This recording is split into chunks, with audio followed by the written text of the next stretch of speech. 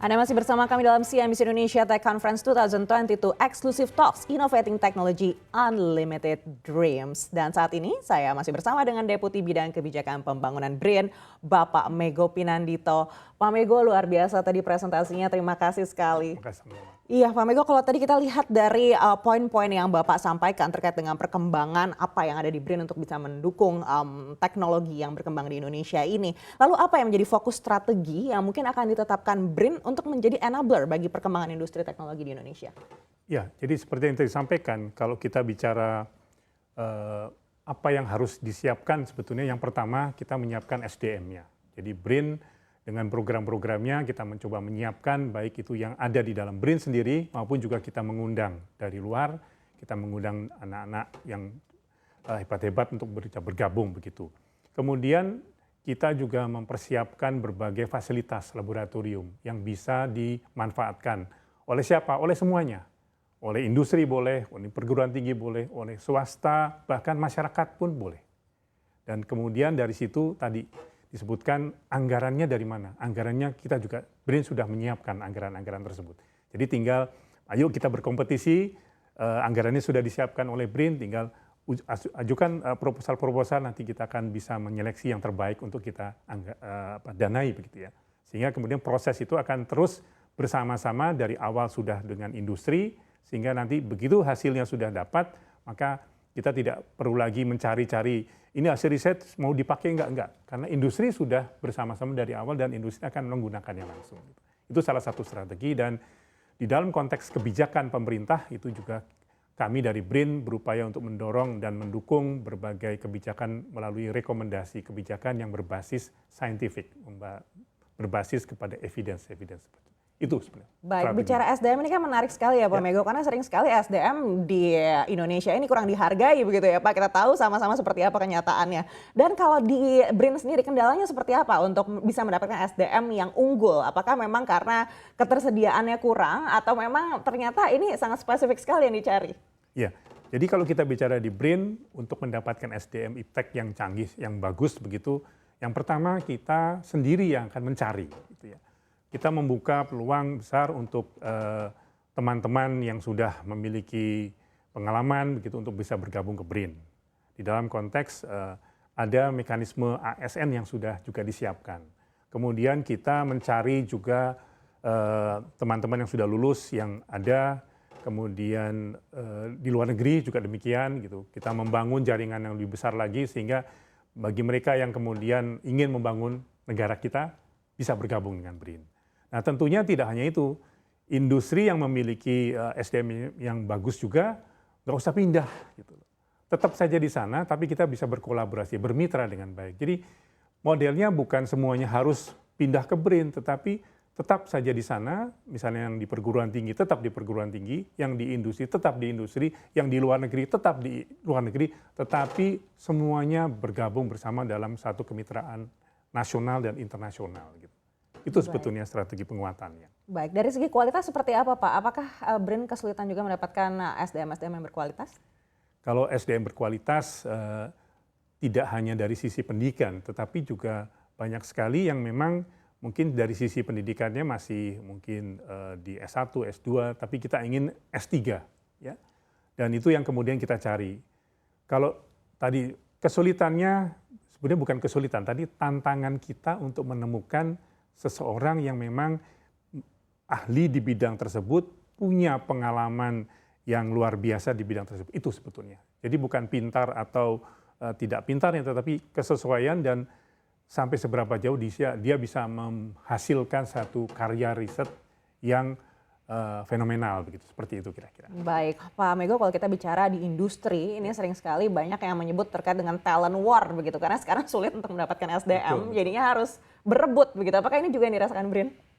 Kalau kita melihatnya karena BRIN itu sekarang mencoba membuka lagi dan mencari yang sudah siap begitu ya, karena proses untuk mengembangkan dari bawah ataupun dari misalnya S1 kita butuh yang cepat. Gitu. Kita harus mulai dari sekarang sehingga kita mencari yang sudah matang, mungkin setengah matang begitu, tapi sudah S3 dan kita akan mencari juga di luar negeri. Kalau rebutan tidak ada. justru kita akan melihat kepada satu fenomena tadi, tidak usah rebutan, tetapi yang ada di industri silahkan bekerja di industri, tapi di dalam konteks kolaborasi riset bersama. Yang di perguruan tinggi juga demikian. Kalau mau masuk ke BRIN, itu juga boleh gitu. Terbuka luas, paling tidak 1 tahun ini di dalam program kedepannya 500 ASN baru yang kita buka gitu. Dari tahun kemarin, nah mungkin dalam waktu dekat ini, tahun ini juga kita akan buka lagi. 500 S3 yang akan bisa direkrut oleh BRIN gitu. Jadi sangat terbuka sekali. Baik, 500 ini berarti terbuka nih untuk siapa saja yang kira-kira memenuhi kriteria S3 tadi Pak ya, S3, syaratnya. ya. Oke, luar biasa. Yang dari luar negeri juga boleh. Dari luar negeri juga boleh ya, dan tidak harus kembali ke Indonesia ya, tetap di sana juga boleh ya Pak? Prosesnya seperti itu, nanti tentunya kita juga akan butuh yang dari luar negeri itu apa yang bisa dikembangkan di Indonesia. Begitu. Baik, kalau tadi kita bicara soal kolaborasi, seperti apa kolaborasi yang sekarang dikembangkan oleh BRIN? Mungkin tidak hanya dari segi SDM, dari periset, tapi juga dari pelaku bisnis seperti apa begitu? Bagaimana cara ini bisa terintegrasi? Karena kalau kita lihat pandemi ini kan mengubah banyak hal gitu, dan kita mau hal yang lebih praktis mungkin sekarang ini. Ya, jadi kalau kita bicara kolaborasi, kalau industri membutuhkan satu pakar di bidang elektronika misalnya, dan itu adanya di BRIN. Mungkin di tempat lain ada tapi agak susah kan gitu. Kita bisa menugaskan periset itu, peneliti itu untuk membantu industri dengan mereka kita perbantukan. Waktunya misalnya 6 bulan dulu, itu bekerja bersama-sama industri di industri. Kalau yang membutuhkan adalah perguruan tinggi, kita juga bisa mengirimkan tenaga-tenaga periset itu untuk membantu perguruan tinggi. Seperti itu jadi itulah sebetulnya secara konkret kerjasama atau kemitraan yang dibangun BRIN itu betul-betul bukan hanya jarak jauh, tapi harus duduk sama-sama, istilahnya tak kenal maka tak sayang. Kalau nggak sayang nggak akan keluar itu ide-ide baru. Dari situ kemudian betul-betul bentuk dari kolaborasi, bentuk dari kemitraan itu akan sesungguhnya terjadi. Kalau sudah merasa bersama-sama maka udah nggak lihat lagi, oh saya dari industri, oh saya dari BRIN, oh saya dari mana, enggak. Sudah satu tim yang istilahnya mau seneng sama-sama, mau susah sama-sama, mau kemanapun, ayo kita bersama-sama. Kira-kira seperti itu. Iya, karena kalau kita berkaca pada hasil riset, ini kan tentunya sesuatu yang akhirnya akan menjadi magnet untuk para investor. Betul. Dan ini yang juga dikejar oleh pemerintah begitu untuk bisa mendatangkan banyak investor asing ke Indonesia. Dan sejauh ini prakteknya sudah seperti apa Pak untuk aktivitas integrasi ini? Ya, jadi sudah ada perusahaan-perusahaan yang kemudian kita mendukung perbantuannya. Kemudian kita juga ingin bahwa investasi yang datang ke Indonesia adalah bukan investasi yang seperti dulu ya, tetapi ingin bagaimana sebetulnya investasi yang industrinya juga mengembangkan riset di Indonesia. Dan pada saat itu, andai kata memang mereka memerlukan tenaga-tenaga periset yang mereka bisa meminta kepada BRIN, kita bisa akan membantu bersama-sama, dan pengembangan itu artinya apa? Kita juga akan siap dengan pengembangan teknologi-teknologi yang tidak hanya dipasarkan di Indonesia, tetapi karena mereka adalah investor dari multinasional begitu, hasil-hasil riset Indonesia pun bisa dibawa ke luar negeri gitu. Jadi itu satu pengembangan jaringan yang utamanya berasal dari SDM unggul, fasilitas yang ada di BRIN untuk kemudian bisa digunakan bersama. Tentunya tidak hanya pihak industri, tapi juga pihak perguruan tinggi yang ada di Indonesia dan perguruan tinggi dari luar negeri yang memang bersama-sama melakukan riset di Indonesia. Baik, sejauh ini sudah berapa banyak Pak jumlahnya? Kalau kerjasamanya saya tidak ingat angkanya, tetapi punya kerjasama dengan perwakilan negara-negara yang sudah, boleh sebut misalnya di negara-negara Eropa, negara di Asia Timur, di Amerika, di Australia, itu sudah ada. Dan bagaimana perkembangannya? Apakah cukup signifikan dibandingkan dari sebelum pandemi? Betul. Jadi karena kemudahan kita untuk berkomunikasi, kalau dulu kan memang harus ketemu ya. Kalau nggak ketemu, kalau nggak keluar negeri nggak akan ketemu. Sekarang dengan banyaknya webinar, kemudian yang terakhir dengan posisi kita sebagai presidensi G20, banyak sekali working group dan juga engagement group serta side event yang dibangun atau yang dibuat di Indonesia, tetapi menggunakan fasilitas teknologi teleconference, maka kesulitan pada saat yang dulu bahwa kita harus hadir secara fisik ke luar negeri atau sebaliknya mereka harus hadir di Indonesia, itu dengan mudah bisa diselesaikan dengan pertemuan melalui telekonferensi. Dan dari situ kemudian terbangunlah satu mekanisme dan juga ketertarikan dari dua belah pihak, termasuk juga multi pihak begitu. Dan riset-riset pun itu sudah masuk di dalam konteks kolaborasinya sudah berjalan. Artinya riset-riset bersama dalam konteks kolaborasi riset internasional itu juga sudah ada. Baik, artinya komunikasi sudah bukan menjadi kendala saat ini ya Pak. Lalu apa yang menjadi kendala terbesar? Yang menjadi kendala adalah bagaimana kita bisa menelurkan ide-ide baru yang terkait dengan kondisi saat ini, misalnya pasca pandemi COVID, kira-kira kita harus melihat lagi, memperkirakan penyakit-penyakit apa yang akan muncul dari sisi apakah itu yang sifatnya adalah lokal atau mungkin yang sifatnya adalah internasional. Bagaimana kemudian dengan proses terjadinya perubahan iklim yang luar biasa, yang kemudian juga berpengaruh terhadap proses-proses adaptasi dari hewan-hewan yang tidak mungkin mengandung berbagai bakteri yang kemudian itu bisa menulari manusia begitu.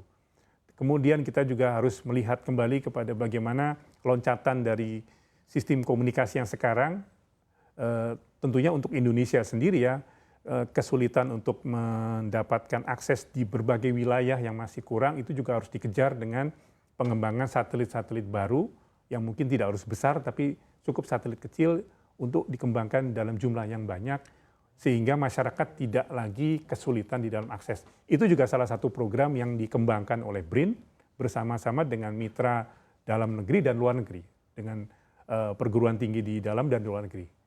Jadi proses-proses itu yang memunculkan ide baru. Jadi kalau ditanya kesulitan atau tantangannya, tantangan pemikiran-pemikiran baru, ide baru, sehingga Indonesia yang luas, begitu luas, itu harusnya bisa terselesaikan masalah ketersediaan fisik maupun logik untuk komunikasi.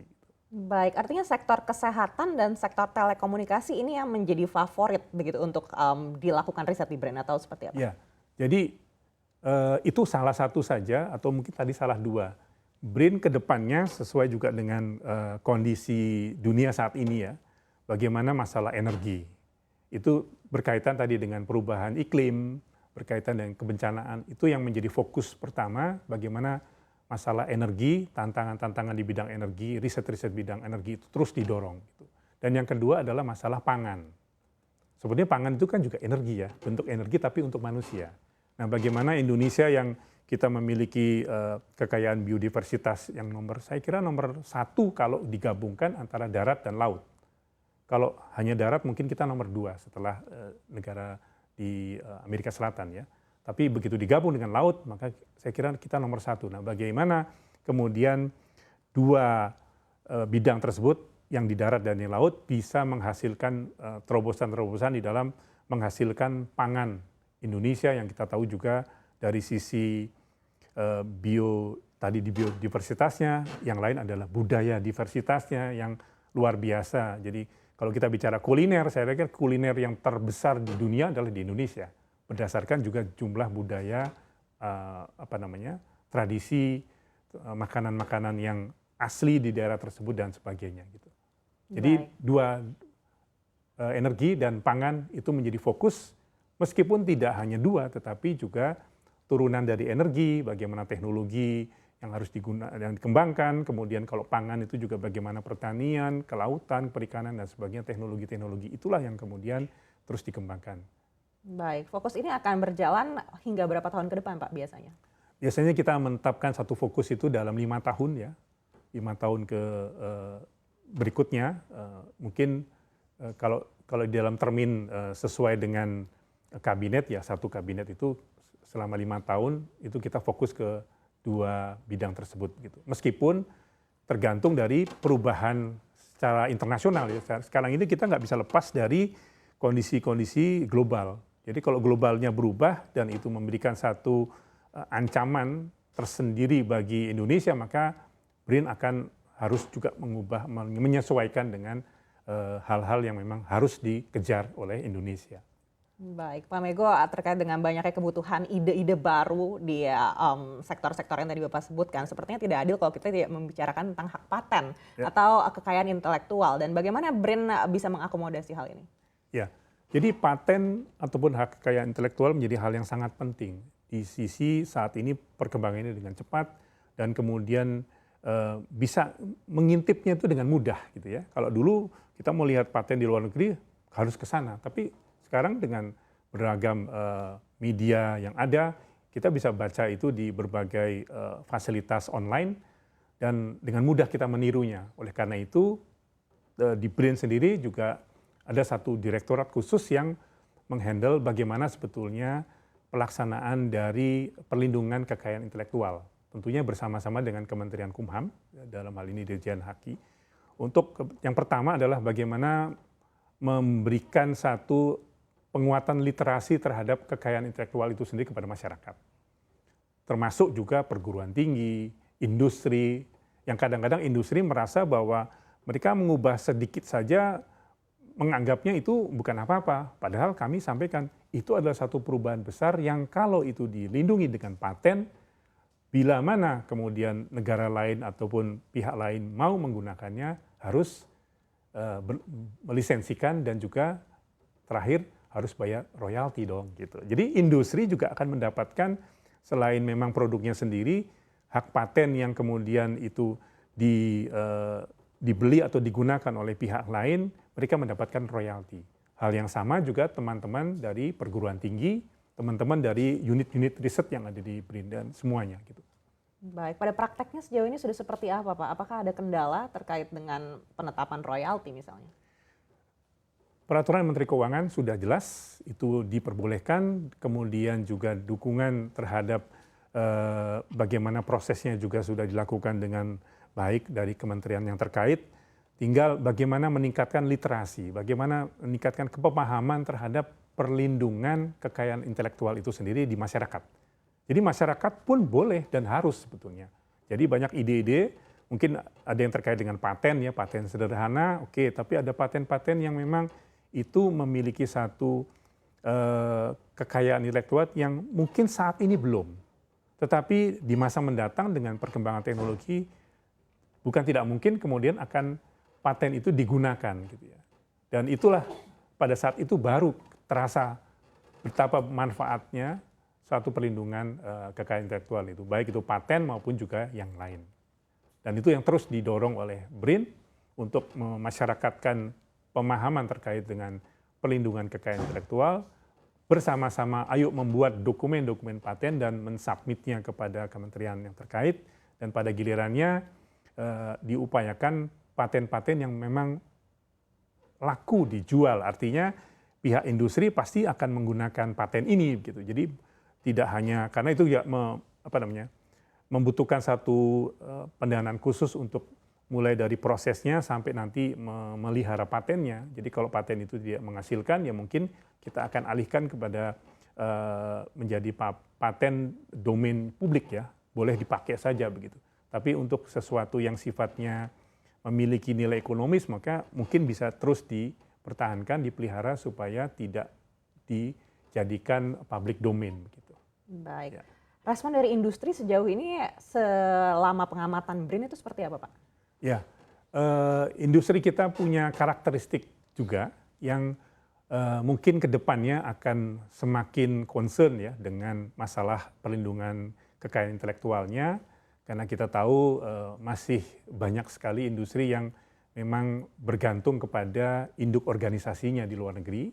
Tetapi saya sangat yakin dengan perubahan-perubahan besar dan kemudian bagaimana sebetulnya dunia ini berubah, maka yang tadinya ada di beberapa negara mungkin juga bisa bergeser ke Indonesia. Dan pada saat itu sebetulnya kami dari BRIN juga mengharapkan industri bisa terus maju juga dengan tadi kegiatan riset bersama, tidak hanya dengan BRIN tapi juga bersama dengan perguruan tinggi, bersama dengan masyarakat yang betul-betul concern terhadap teknologi, karena tidak hanya perguruan tinggi dan industri, tapi juga kelompok-kelompok masyarakat itu sangat banyak sekali ya. Kita sering dengar juga ya di media massa ada temuan teknologi ini dan itu dan sebagainya yang kalau dikejar, oh itu belum dilindungi kekayaan intelektualnya. Meskipun nanti kita harus melakukan berbagai upaya untuk melakukan pengujian bahwa secara saintifik memang fenomena ini benar dan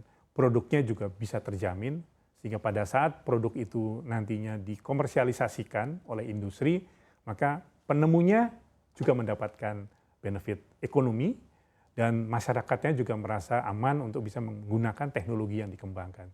Jadi itu satu bentuk yang memang secara menyeluruh harus kita lihat, tidak hanya masalah patennya, tetapi juga bagaimana kemudian kekayaan intelektual yang ada di Indonesia bisa semakin banyak, akumulasinya itu juga akan memberikan satu kenaikan peringkat Indonesia di dalam konteks ilmu pengetahuan dan teknologi.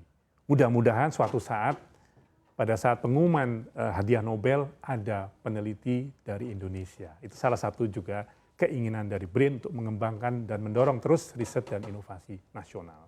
Baik, artinya dari segi pengawasan ini harus lebih digalakkan begitu Pak. Upaya apa yang sudah dilakukan oleh BRIN? Mungkin sudah bekerja sama juga dengan lembaga-lembaga lain? Ya, jadi pengawasan kita lakukan sebetulnya yang pertama pengawasan oleh kita sendiri terhadap apa yang dikembangkan gitu. Jadi itu yang kemudian secara bertahap kita perluas gitu ya, bersama-sama dengan teman-teman peneliti di perguruan tinggi, kemudian teman-teman dari industri gitu ya. Bagaimana penggunaan pemanfaatan dari hasil-hasil temuan yang ini harusnya bisa dipatenkan atau ternyata kita menggunakan paten orang lain gitu, yang itu juga menjadi satu hal yang penting. Jadi jangan sampai kita menggunakan misalnya yang paling mudah adalah bajakan begitu ya. Itu juga satu hal yang membuat pengembangan paten ataupun kekayaan intelektual atau copyright itu masih sangat susah di Indonesia. Dan ini juga berlaku untuk bidang-bidang yang lainnya gitu. Tidak hanya riset, jadi kesenian, kemudian yang lainnya. Padahal kita tahu Indonesia itu luar biasa ya dari sisi budaya yang harusnya juga bisa dilindungi dengan bentuk yang lain ya, bukan hanya paten dan publikasi, tapi yang juga bentuk-bentuk yang lain. Baik, Pak Mego, menarik sekali. Tadi kita sudah bicarakan komponen-komponen yang utama. Tadi Bapak sampaikan SDM ini yang paling penting. Lalu selain SDM mungkin ada komponen lain apa nih yang paling kita perlukan untuk bisa menciptakan ekosistem riset yang terintegrasi? Ya, SDM nomor satu ya. Yang kedua, kita punya SDM yang hebat-hebat, tapi begitu mau melakukan penelitiannya, alatnya nggak ada. Atau alatnya ada tapi kurang dalam konteks ketelitian, kurang dalam konteks akurasinya, itu juga nggak bisa. Sehingga BRIN dalam hal ini terus mengembangkan laboratorium, baik itu yang terkait dengan peralatan yang kita update kembali, kita lihat lagi mana yang masih kurang. Tapi selain itu juga ternyata kita masih kurang juga dalam berbagai infrastruktur laboratorium. Jadi sebenarnya tidak hanya laboratorium, tapi misalnya di dalam pengembangan vaksin, itu juga salah satunya yang menjadi kendala adalah kita masih belum memiliki satu fasilitas biosafety level laboratory yang level tertinggi nomor 3 untuk animal, untuk pengujian hewan. Sehingga kita harus mencari-cari dulu yang kemudian itu menjadi satu prasyarat untuk melakukan penelitian berlanjut dari sisi uji praklinisnya. Ya. Mungkin kalau itu ada, maka proses-prosesnya akan lebih cepat. Dan inilah yang terus dikembangkan oleh BRIN untuk memperkuat infrastruktur riset. Dan yang terakhir atau yang berikutnya adalah bagaimana pendanaan. Ya, pendanaan itu juga kita mendapatkan dukungan penuh dari Kementerian Keuangan, dan pendanaan itu diatur, jadi semuanya adalah terbuka untuk dikompetisikan, tidak hanya pegawai BRIN atau peneliti BRIN. Peneliti BRIN juga merupakan satu anggota komunitas periset nasional. Jadi ya harus berlomba-lomba untuk berkompetisi dengan semua tim-tim periset yang ada untuk mendapatkan dukungan itu. Jadi itu yang kemudian akan membuat satu perlombaan ya. Kalau kita bilang perlombaan kan berarti yang paling cepat, yang paling jago, yang paling bagus, yang paling unggul yang menang. Nah itu yang kemudian mendorong proses-proses tadi kompetisi itu, sehingga mudah-mudahan teman-teman yang tadinya tertinggal di belakang itu semakin lama semakin maju. Majunya apa? Itu di sana itu ada anggaran tuh yang bisa dipakai. Di sana itu ada fasilitas terbaru yang terbaru di Indonesia yang bisa dipakai. Sehingga mereka akan terdorong untuk melakukan riset-riset yang lebih bagus, dan itulah sebetulnya yang kita inginkan. Yang pada hasilnya nanti, karena tadi sudah sampaikan bahwa dari awal sudah mendiskusikan banyak hal itu dengan industri yang akan memakai, maka begitu hasilnya sukses kemudian sudah jadi, maka penggunaannya atau yang dulu komersialisasi masih susah, karena dari awal sudah bersama industri tinggal metik saja. Ini kemarin kan bareng-bareng ya, ini kami pakai begitu.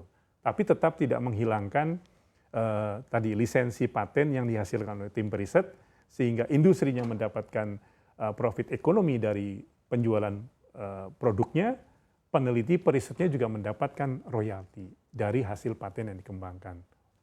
Semuanya happy. Baik, bicara pendanaan ini menarik sebenarnya Pak Mego. Tadi Bapak sampaikan ini dari Kementerian Keuangan begitu ya.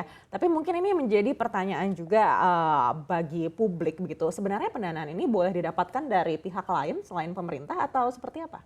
Ya, jadi yang tadi kami sampaikan adalah pendanaan yang berasal dari APBN ya. Itu saat ini memang masih besar, sekitar mungkin 80%-an. 20% itu baru dari industri atau non-APBN. BRIN mengupayakan dorongan untuk kemudian mengubah, nggak bisa drastis ya, tapi suatu saat terbalik. Dari Indonesia, dari pemerintah atau APBN itu 20% saja, 80%-nya dari non-APBN. Dalam hal ini adalah dari berbagai industri. Yang kita tahu bahwa industri itu semakin lama semakin maju dan memang tidak semua gitu ya, tetapi anggaran-anggaran yang ada artinya bisa dari satu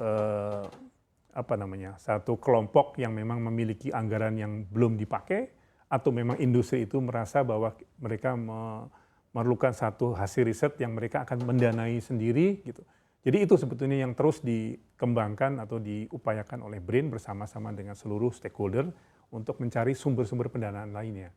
Dan inilah yang kemudian 10% dari yang tadi kami sampaikan bahwa komponen utamanya adalah SDM, kalau itu sudah dapat maka sebetulnya pendanaan yang tadi itu bisa akan lebih mudah kita peroleh. Industri percaya dengan perisetnya, kenapa nggak mereka langsung bayarkan saja gitu.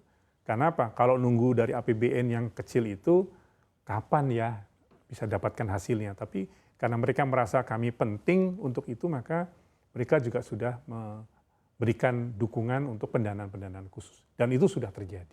Baik, apakah sejauh ini sudah banyak industri juga yang tertarik juga untuk memberikan pendanaan? Ya, karena ini prosesnya baru ya, beberapa sudah mulai gitu ya, dan terus kita dorong modelnya adalah kita semuanya bisa dikalkulasi, artinya tidak harus semuanya in cash gitu ya, semuanya mengeluarkan rupiah, tapi di sana punya fasilitas apa, di BRIN punya fasilitas apa, di perguruan tinggi punya fasilitas apa, yang itu kalau dihitung penggunaannya kan pasti harus ketahuan ya. Kalau misalnya melakukan pengujian tertentu, satu kali pengujian misalnya itu 30 juta, itu adalah bentuk dari support kepada kegiatan riset itu. Jadi kita tidak melulu hanya melihat rupiah yang diberikan, tetapi kita melihat secara menyeluruh bentuk support yang in kind itu atau yang bentuknya bukan hanya cash itu sebetulnya kalau dirupiahkan berapa. Itulah yang kemudian kita akan bisa memperoleh dukungan penuh dari semua stakeholder yang ada. Dan dukungan tidak hanya dari dalam negeri tetapi juga dari luar negeri, khususnya adalah investor-investor yang sudah mau membawa risetnya ke Indonesia juga menjadi salah satu target yang kita kejar untuk memperkuat pendanaan riset itu yang non-APBN. Baik, sejauh ini sektor apa Pak dari industri tersebut yang mungkin paling banyak tertarik untuk melakukan riset dengan BRIN? Sangat beragam ya, Mbak. Jadi artinya kita bisa melihat dari ketertarikan dari luar negeri tadi yang biodiversitas, karena hanya ada di Indonesia. Nah itu yang mungkin mereka berani kemudian memberikan satu dukungan pendanaan. Kemudian kalau kita bicara kelautan, yang kita masih belum eksplor secara penuh karena fokusnya masih di darat dulu, darat aja belum habis dia. Nah, yang laut sekarang sudah mulai, kita juga mengembangkan kapal-kapal riset yang tadinya ada di berbagai kementerian itu sudah digabungkan dan memang BRIN terus mengembangkan, kami menyebutnya armada riset nasional atau armada kapal riset samudra begitu. Karena laut kita ternyata juga tidak hanya laut yang dangkal, tapi ada yang laut dalam ya, di daerah Laut Banda atau di daerah timur sana. Dan itu luar biasa sekali. Kita bisa lihat dari biota lautnya, kita bisa lihat dari banyak hal yang masih belum tersentuh. Artinya memang kedalaman di atas 3.000 meter, 2.000 meter, 3.000 meter itu kapalnya juga harus kapal khusus. Yang kemudian harus bisa misalnya meluncurkan sebuah wahana untuk di dalam laut itu kalau harus pakai kabel, kabelnya harus panjangnya juga 2.000 meter gitu. Kalau itu digulung, bisa kebayang ya betapa besar dan beratnya kabel baja yang harus Jadi itu yang membutuhkan satu infrastruktur kapal-kapal riset yang baru dan itu sedang diprogramkan mungkin dalam 1-2 tahun ke depan kita sudah akan mendapatkan kapal-kapal baru yang sedang diproses oleh BRIN untuk itu. Dan itulah kayak itu. Baik, Pak Mego, tadi kan kita bicara pendanaan ini sejauh ini masih sebagian besar dari APBN begitu. Ya. Tapi akan dikembangkan untuk dari non-APBN. Ya. Lalu risiko apa yang terbesar apabila ternyata pendanaan ini akhirnya lebih besar dari non-APBN begitu? Apakah ini juga harus diantisipasi sebelumnya? Ya, jadi karena saat ini semuanya atau tadi 80% anggaran dari APBN, maka pengelolaannya berdasarkan pengelolaan keuangan negara. Gitu ya. Nanti kalau itu berbalik, maka kita harus memperkuat mekanisme dan juga undang-undang yang mengatur bagaimana sebetulnya pengelolaan pendanaan yang berasal dari non-APBN. Meskipun kenapa kita harus mengatur, itu kan urusannya, artinya kalau pihak swasta yang mau ya pihak swasta sudah punya rambu-rambu mereka sendiri yang kemudian akan disesuaikan dengan mekanisme yang ada di dalam aturan-aturan pemerintah. Saya kira itu saja dan kemudian besarannya, cakupannya dan sebagainya bisa dipayungi dengan perjanjian kontrak kerjasama yang kuat gitu ya. Apakah di situ nanti muncul nanti bagaimana nanti kalau sudah ada kekayaan intelektualnya, patennya, kemudian kalau nanti ada bahan atau barang yang dihasilkan itu menjadi milik siapa dan sebagainya. Saya kira itu mekanisme yang sudah berjalan, tinggal dari sisi jumlahnya saja nanti. Kalau sekarang masih kecil, nanti kalau jumlahnya sudah berbalik menjadi lebih dari separuh adalah pendanaan dari non-APBN, maka saya kira pihak-pihak swasta, perguruan tinggi atau pihak yang kemudian mau men-sharing anggarannya untuk kegiatan riset, mereka juga pasti juga akan memahami bagaimana sebetulnya nantinya hasil itu bisa di-share juga. Jadi share the glory atau bagaimana kita bisa bersama-sama memikirkan hasil yang sudah diperoleh gitu. Itu kalau yang sukses gitu ya. Nah, kita juga harus berpikir kalau penelitiannya gagal seperti apa gitu. Apakah kemudian ya sudah nggak apa-apa, ya nggak apa-apa juga gitu ya. Tapi intinya sebetulnya kalau kegagalan dalam riset itu mungkin tidak tercapainya satu target yang sudah ditetapkan dari awal, tetapi akumulasi kegiatan riset yang merupakan satu akumulasi dari pembelajaran riset itu sendiri tidak akan hilang. Jadi sebenarnya tidak akan rugi dalam arti ataupun pendanaan itu tidak menghasilkan apa, itu menghasilkan sesuatu. Jadi akumulasi pengetahuan, ilmu pengetahuan, pengalaman-pengalaman, mungkin juga banyak sekali hasil yang berupa misalnya peralatan yang, tapi ujungnya tidak seperti yang diinginkan, itu nggak apa-apa. Tapi tidak merupakan satu kegagalan total yang istilahnya duitnya habis-bis gitu, enggak. Gitu. Saya kira itu. Baik, Pak Mego, kalau tadi Bapak sudah sampaikan yang akan menjadi fokus dari BRIN untuk sektornya, ini energi dan pangan begitu ya Pak.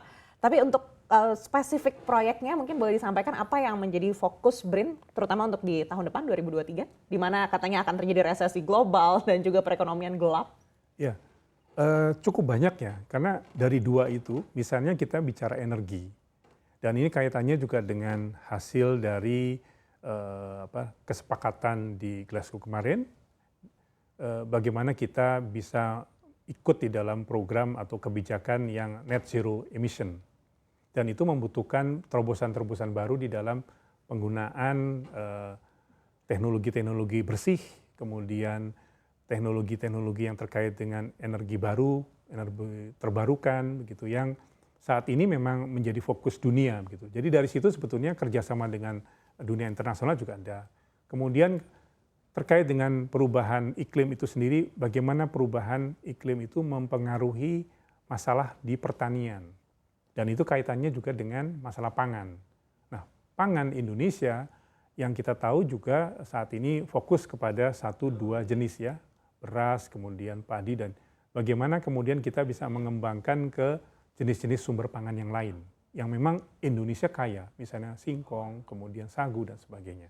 Itu perlu juga diteliti kembali dari sisi apakah hanya itu saja atau kemudian dilakukan fortifikasi atau pengayaan mineral dan vitamin di tempat-tempat tersebut. Belum lagi kita bicara bagaimana perubahan-perubahan iklim itu juga mempengaruhi tanah, mempengaruhi air, kebutuhan air bersih dan sebagainya. Maka kita juga harus melakukan berbagai upaya untuk meningkatkan satu pengembangan teknologi air bersih yang bisa dimanfaatkan secara murah, tapi menghasilkan sesuatu air yang memang bersih. Jadi sebetulnya dari konteks itu, tahun depan itu hampir kami tadi sampaikan kita memiliki 12 organisasi riset.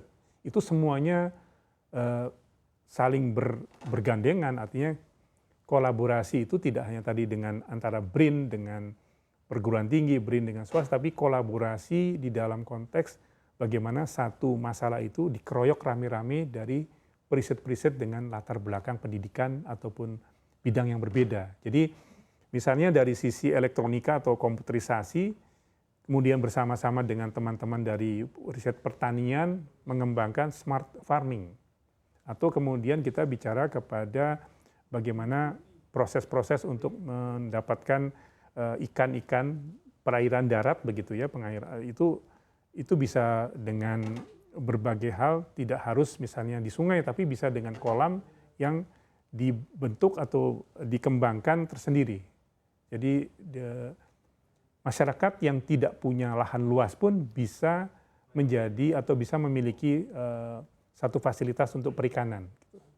Program-program itu sebetulnya yang kemudian dikembangkan di 12 itu termasuk bagaimana riset-riset yang mendorong pengembangan pengetahuan masyarakat secara sosial, dan kemudian terobosan-terobosan lain bagaimana kemudian dari sisi pemberdayaan masyarakat untuk meningkatkan ekonomi masyarakat. Jadi risetnya sangat banyak dan beragam, tapi sebetulnya konteks besarnya adalah bagaimana masalah energi dan pangan di Indonesia itu bisa diselesaikan satu persatu. Jadi kalau kita misalnya dua fokus itu dibedah, itu sudah mendapatkan ribuan program-program yang harus diselesaikan, dan itulah yang kemudian menjadi inti dari rencana riset tahun 2023. Tapi intinya bagaimana dengan kondisi kita tidak tahu, mudah-mudahan kondisi Eropa membaik begitu ya. Tapi karena memang kita tidak tahu, kita akan kejar terus bagaimana pengembangan sumber-sumber energi baru terbarukan, bagaimana kita bisa memperoleh sumber-sumber pangan dari yang sebelumnya tidak ada, kemudian kita upayakan untuk menuju ke sana. Baik, energi dan pangan untuk fokus 2023. Menarik sekali diskusi kali ini bersama dengan Pak Megho. Terima kasih atas semua yang sudah disampaikan. Sukses selalu untuk BRIN dan juga untuk kolaborasinya. Dan pemirsa, sesaat lagi rekan kami Syarifah Rahma akan mengajak Anda untuk berdiskusi dengan tamu berikutnya, yaitu Ibu Dian Asmahani, Brand and Marketing Director Wuling Motors. Dan selain itu kami juga mau mengingatkan bagi para startup yang ingin mempromosikan brand kalian dalam CNBC Indonesia Tech Conference 2022 bisa mengunjungi laman Startup Showcase di www.cnbcindonesia/techconference 2022 karena sesi Startup Showcase akan memberikan ruang kepada startup di Indonesia untuk menunjukkan serta mempromosikan brand mereka untuk mendapatkan perhatian dari venture capital atau angel investor. Dan kami akan kembali usai jeda berikut. Tetaplah bersama kami di CNBC Indonesia Tech Conference Exclusive Talks Innovating Technology Unlimited Dreams.